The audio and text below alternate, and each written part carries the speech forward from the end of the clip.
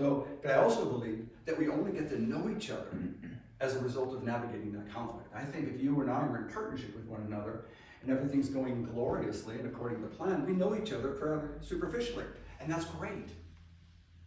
But I don't really get to know the inside of you, the depth of you, until I disappoint you, I say something that you don't like, that's disrespectful, I step on your toes, or I just go off into a selfish streak. Then I see a different part of you. And I need to know about that part. And I need to learn how to navigate that, because I think conflict is trying to teach us something.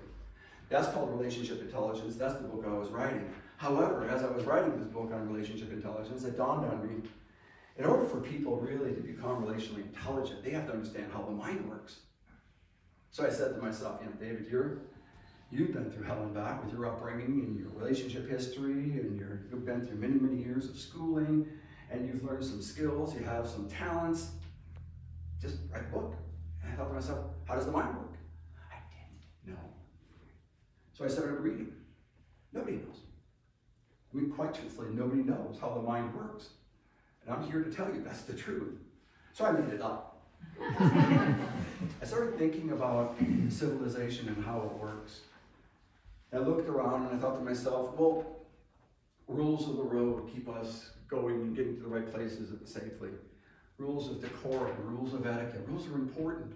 And then I thought to myself, if rules are so vital and important and useful and functional, perhaps, just perhaps, that's how the mind is working. And so I started playing around with this concept called mind rules.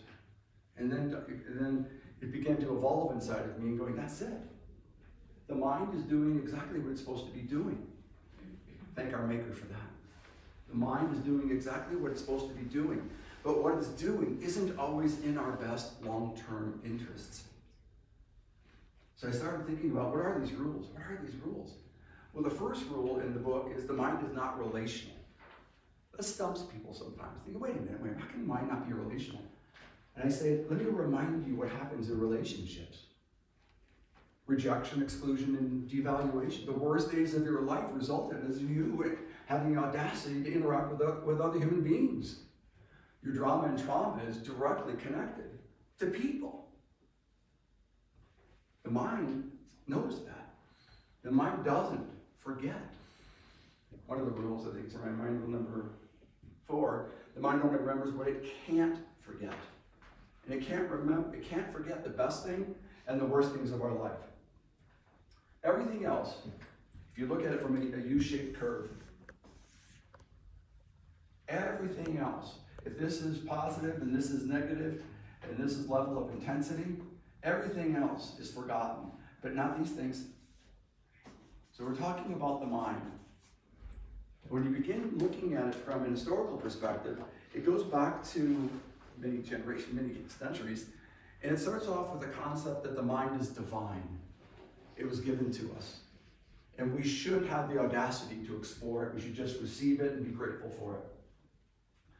Well, that's good. That's well and good. And that kind of thinking really worked well during times of antiquity when life was more simple, we lived a shorter lifespan, perhaps it wasn't as complex, and we had more survival on the mind than thriving. And then back in the 17th century, a guy named Rene Descartes, perhaps you guys have heard of him, right? The Cartesian mind. He split the mind and the body. He had the audacity to say, the mind and the body are separate. I think, therefore I am. And when a person as eloquent and convincing as Descartes speaks, we believe him. Sounds right. So all of a sudden, from the 17th century on, we began to believe in the mind-body split. Okay, if it works. But then we began to modernize that whole idea. And more modern theorists, more modern philosophers, more modern science came into play. And it says, no, the mind and body are interdependent. They're connected. I loved it. It was Steven Pinker, a world-class psychologist, who wrote, the mind is what the brain does. I had a noodle on that one for a while. The mind is what the brain does. Because I'm kind of a brainiac in terms of understanding how the brain works from a neuropsychological perspective, but what's the mind? Is it anything more than an epiphenomenon? So some people believe the mind is nothing more than our awareness, our consciousness. You're conscious, so therefore you have a mind. Yeah, but there's more to it than that. Because most of what has happened to us, we have forgotten. Most important lessons that we learned in life were not explicitly given to you. 1 + 1 = 2. Yay! A, B, C, D, all class, all together. That's explicit learning. And we learn through rote recall. We understand the ABCs, the 1, 2, 3s, 1 + 1, and we get on to major division. But the most important lessons in life are learned implicitly. They're learned during times you weren't aware that you were being taught. I find that fascinating. Your relationship with truth, and trust, intimacy, and commitment.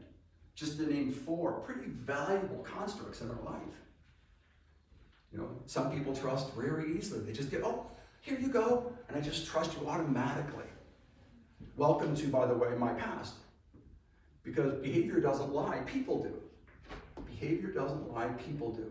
So if I come up to you as a friendly outreach very quickly, it means I trust very easily.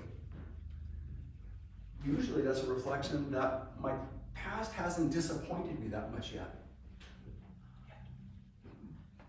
Some people don't trust at all. They play the cards very close to their chest. You have to earn my trust.